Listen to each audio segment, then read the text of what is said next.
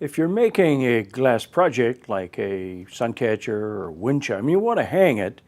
A lot of people just drill a hole in the glass. That works, but I'm going to show you a way that's a lot quicker and a lot easier because I'm really lazy. I've got a piece of 18 gauge wire here. I've learned from experience that it's a good gauge to work with to make rings.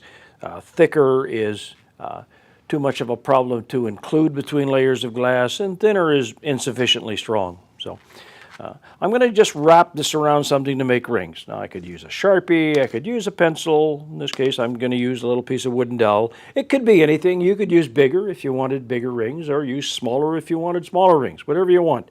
So I'm just going to take this and hold it on like that, and I'm just going to go windy and wind it around and around and around and around and around and around and around and around until I get it done. So I'm going to wrap it all the way around and tighten it up. Now I've got a little spring coil. So I'm going to take my spring coil and a pair of snips, and I'm just going to cut it. I'm just going to cut those pieces. I'm going to cut up a whole bunch of pieces of little spring coils. Then I'm going to take those and I'm just going to straighten them out.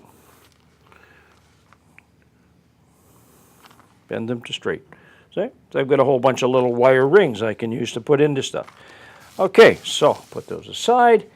Here's a little 3-inch square where I've put some pebbles on it to create a little flower. So I'll take one of these rings I made, and if I put it on, you can see where it wants to slide off, so it'd be a little dangerous in the kiln. It might not stay in position. So if I take a little scrap of ceramic fiber paper, a little 1/2-inch square or whatever piece you've got, and I set it on, it'll hold that ring nicely in place. So I'll just put these. I'm going to have and this, because it's going to be for a wind chime, I want to have a ring on each end. So I've got a bunch of little 1/2-inch squares that I've cut. So I'm going to just set that in position like that, and it's set so that when it fuses, the corner of that little 1/2-inch square will bend inside the ring and fuse, and it will lock the ring in place.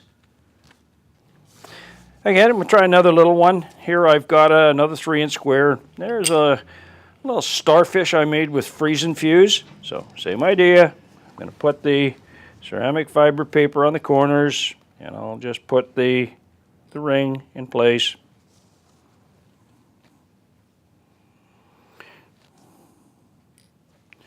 The glass square, hold it in place, and then I'll fire that in the kiln.